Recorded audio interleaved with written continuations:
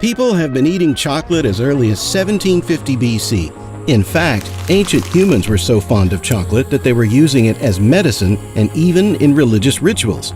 Today, this delicacy is available everywhere on the planet, with companies shipping out as much as 3 million tons of it every year. So how do they do it?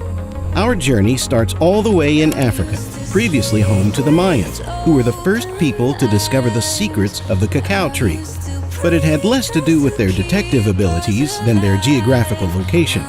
You see, the cacao tree needs incredibly specific conditions to grow, like a temperature of 25 degrees and a humidity of 80% or above, conditions only met by certain locations along the equator of the Earth, one of which the Mayans occupied. To this day, a majority of the world's cacao supply comes from this region. And the way cacao is harvested hasn't changed much since the age of the Mayans either. This is mainly because cacao trees are incredibly delicate and the cacao pods don't just simply fall to the ground. For this reason, they're cut off manually, one by one. This can be grueling work, and it doesn't get much easier later on, because the beans need to be taken out manually as well. This means each worker has to sit down and channel their inner fruit ninja to secure the beans, which at this point are covered by a sticky white pulp.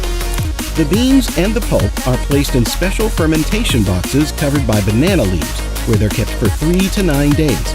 This process is important because not only does it kill bacteria and get rid of the white pulp, but also gives the beans their signature brown color and taste.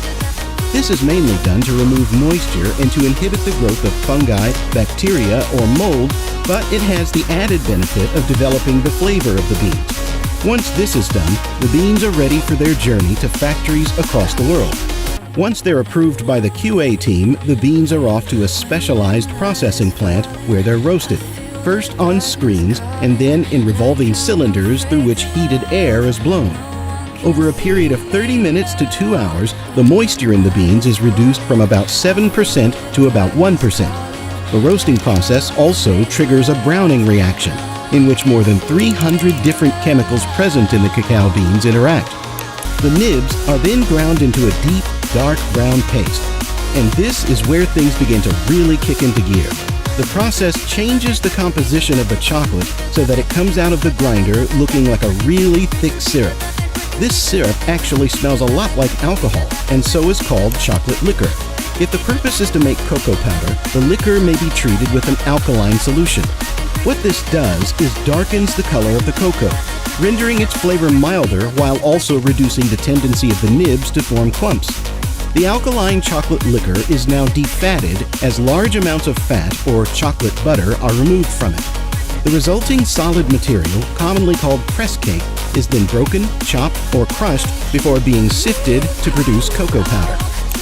You remember the removed cocoa butter from before? Well, it's not a throwaway item, but a crucial component in creating chocolate candy. It's mixed once the chocolate is tempered. It's ready to be poured into molds to make bars of chocolate. A final check is done to ensure there are no air bubbles and the chocolate is pristine. It's then wrapped in foil or paper packaging to keep it fresh.